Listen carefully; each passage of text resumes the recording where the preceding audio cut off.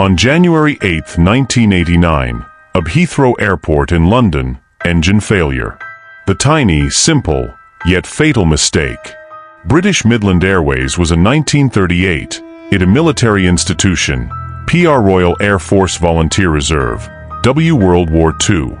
Aft charter flights and cargo transport Befopasinger Airline in the 1950s. By 1956, United Kingdom, a holiday destinations in Europe. 1960s and 1970s, the Air British Midland Airways, well-known British carrier. The flight that departed Heathrow on January 8, 1989, routine domestic journey be London and Belfast, Northern Ireland, an hour and a half. Boeing 737-400, a state-of-the-art model wreck British Midland Airways. It H500 flight hours with far more experience. Captain Kevin Hunt, A43, had logged 200 flight hours, while First Officer David McClelland, age 39, had 300 hours. Both were Expolder aircraft models. More than 100 hours flying the brand new Boeing 737-400. At 7:52 p.m., with 118 passengers and 6 crew members aboard, Flight 092 took off smoothly from Heathrow. But as it climbed, the aircraft began to shake violently, and a loud, repetitive noise echoed through the cabin. Smoke poured from the ventilation ducts, and passengers sitting near the left wing were alarmed to see thick black smoke billowing from the engine.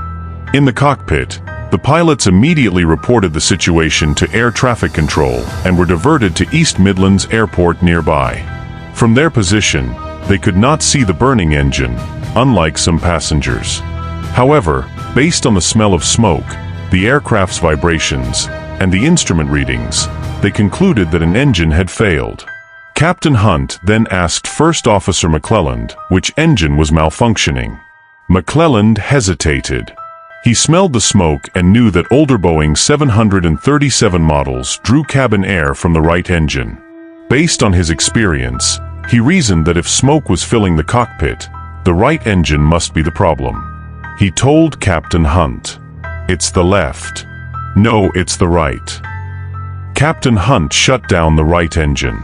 Moments later, the loud noise stopped, and the smell of smoke disappeared from the cockpit, confirming to both pilots that they had made the correct decision. To reassure the passengers after the frightening incident, they made an announcement over the intercom, explaining the procedure they were following. But in reality, they had not fixed the problem. The right engine was working perfectly. It was the left engine that had failed. McClelland was correct in thinking that on most Boeing 737s, smoke in the cockpit indicated an issue with the right engine. However, both pilots were unaware that on the new 737-400 model, cabin air was drawn from both engines. This mistake could have been caught a few moments later when Captain Hunt followed procedure to review their decisions.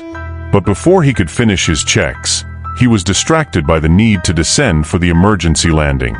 As they approached for landing, the pilots increased power to the left engine, the faulty engine. It caught fire and shut down permanently.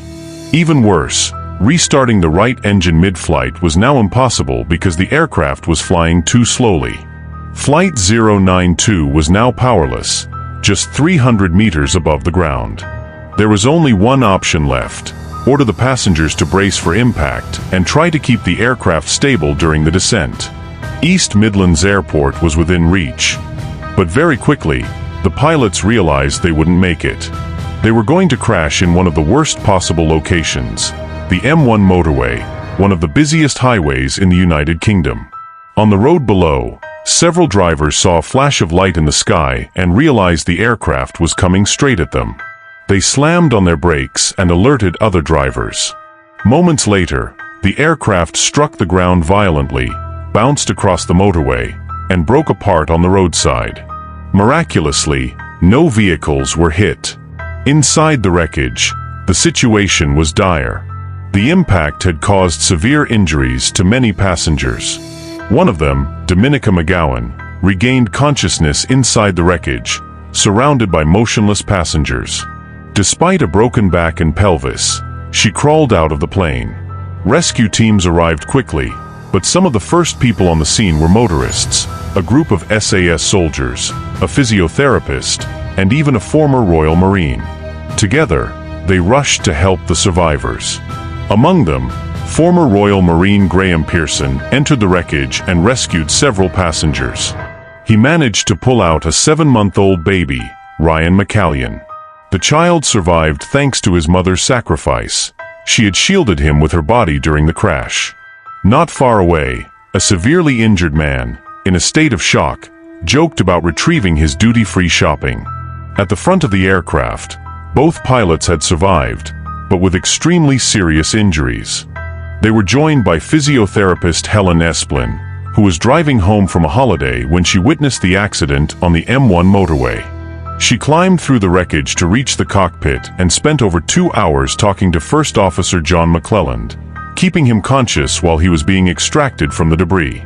Throughout the night, dozens of surviving passengers and crew members were transported to nearby hospitals, while the fire in the damaged engine was brought under control using firefighting foam. By the end of the rescue operations, 39 of the 118 passengers on board had died. 8 more later succumbed to their injuries in the hospital. Following the crash, an immediate investigation was launched to determine the cause of the accident. Examination of the wreckage revealed that a fan blade in the left engine had broken off and been sucked into the engine, causing the engine failure and later, the fire. However, this should have been survivable. The aircraft had 2 engines and could have landed in an emergency using just one. But in a moment of confusion, the pilots shut down the functioning engine instead of the failing one. The investigation concluded that the accident was caused by pilot error. Surviving passengers and crew members of Flight 092 recalled seeing smoke coming from the left engine and hearing the captain announce that the right engine had been shut down. Yet, no one alerted the cockpit to the error. The passengers believed they were not qualified to question a pilot's decisions during an emergency. As one survivor, a bread delivery man, explained in a later interview, "We were thinking, why is he doing that? We saw flames coming out of the left engine. But I was just a bread man, what did I know?" Meanwhile, flight attendants believed that during an emergency, entering the cockpit to provide information or ask questions would only distract the pilots further. In the aftermath of the accident, new training programs were introduced worldwide to strengthen communication between cabin crew and pilots, particularly during emergencies. Today, it is common practice in most airlines for cabin crew to be encouraged to question a pilot's decision if they believe a serious mistake is being made. Significant changes were also made to the brace position. By studying the injuries of passengers who had adopted the position and those who had not, experts identified several improvements. For example, passengers were instructed to tuck their legs back, place their feet firmly on the floor, and keep their elbows close to their bodies. This optimized brace position became the standard across all UK airlines. In the months following the accident, both pilots lost their jobs. They admitted that their mistakes had caused the crash, but also emphasized that it was important for the airline to analyze why these mistakes were made. Several factors were highlighted, including the lack of specific training for the new Boeing 737-400. At the time, no simulators for this particular model were available in the UK, and the pilots had received only a brief theoretical briefing before flying the aircraft. Former First Officer McClelland later received an out-of-court settlement for unfair dismissal. Today, a memorial bearing the names of all the victims stands in the Kegworth Cemetery, the nearest village to the crash site. It serves as a reminder of a disaster caused by a simple but fatal error, an error that, with proper training and the right systems, should never be repeated.